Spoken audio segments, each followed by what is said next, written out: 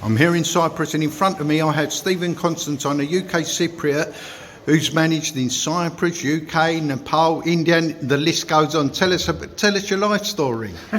Well, so far. Well, read the book. Yeah. Well, obviously I started off in England,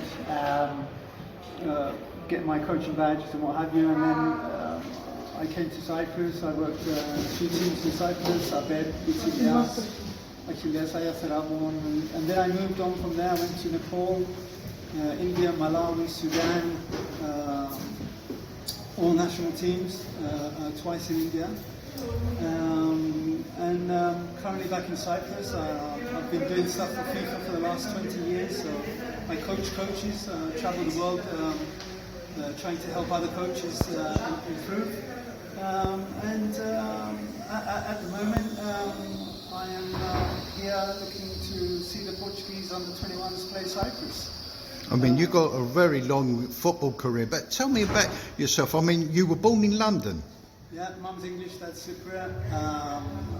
We lived in Famagusta, and then obviously we had to leave because of the war. But we've travelled the world for quite a few years. And I mean, how did you get into football? Were you a good footballer yourself? Were you? I wouldn't say I was good, but I played for my school. I had trials at Chelsea and Millwall.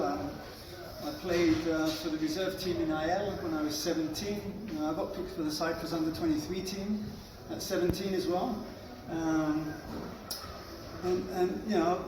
My career ended. I played in the States for 10 years, professional, semi-professional.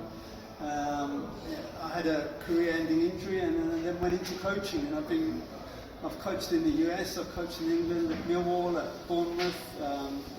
Millwall, I was the first team coach in the Championship. Millwall, I was assistant director at the youth academy there.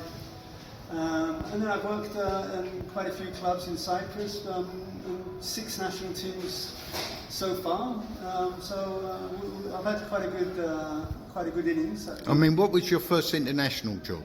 Nepal. And how comes that Nepal selected you? Did you apply for the job, or they came looking for you? There was a kind of a survey sent by the English FA asking us if we would be interested in coaching in Asia. And I was in Cyprus at the time, and obviously I wanted to expand my horizons. And then I got a call from Nepal asking if I would go to Kathmandu. And that was my first international experience. It was a fantastic experience. I was knighted by the king. We went to the final of the SAF, which is the South Asian Championships. And for Nepal to do that was like India qualifying for the Asian Cup, which we did a couple of years ago. So it's been a fantastic experience coaching abroad, and I think I'm a better coach for having gone to these places. Last week, for example, I was coaching in Ethiopia with the coaches there, and 2 of the national team coaches were my students a few years ago. So it's great to have that kind of an impact on other people. So I just love being in football. I mean, you've actually written a book about your story.